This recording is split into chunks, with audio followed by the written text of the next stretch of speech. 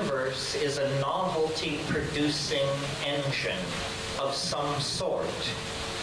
And the further you move from the birth of the universe, the more novel the universe becomes until you arrive here tonight.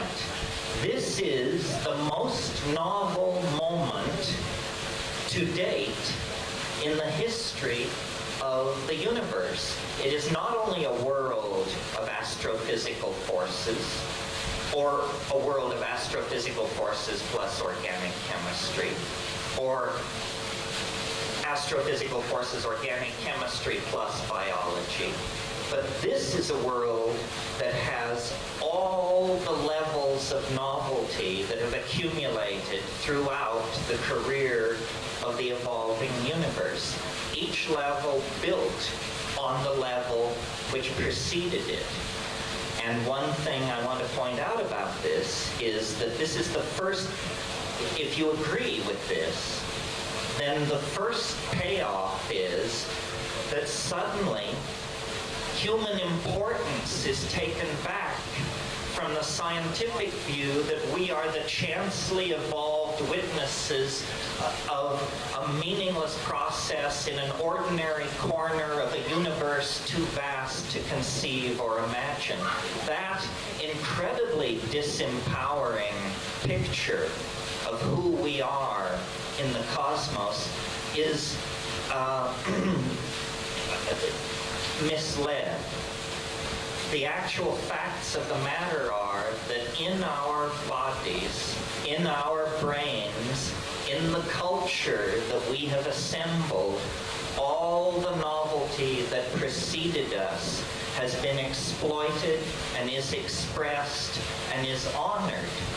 We then begin to look like partners in the project of the production of novelty and more novelty and yet greater novelty.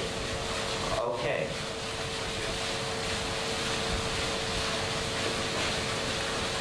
That's the first fact which science overlooked, the conservation of novelty. The second fact that science overlooked is more of a stretch in terms of the break with the past style of thinking that it requires. The second fact which science overlooked is the fact that each advance into novelty, each new level of novelty occurs faster than the level which preceded it. This is incredibly important because what it means is that the culmination of the novelty-producing process could be far closer to us in time than we might ordinarily suppose using scientific assumptions about reality. And those of you who have heard me before have heard me say, history is the shock wave of eschatology.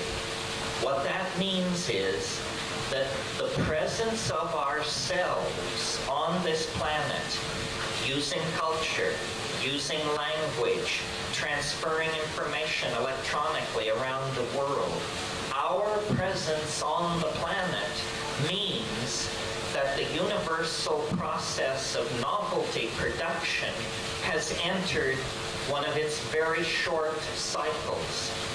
And so what it means is that asymptotic acceleration of change is built into the structure of space-time itself in this region of the cosmos. History is ending.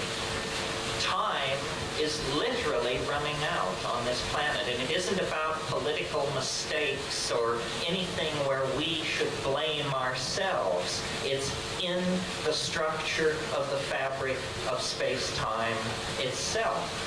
And the proof of this is ourselves, because the emergence of conscious human beings out of advanced primates occurred with such explosive suddenness that it, like history, argues that we are in the presence of a process that is quickly beginning to accelerate and cross boundary level after boundary level as it bursts through to greater and greater degrees of freedom.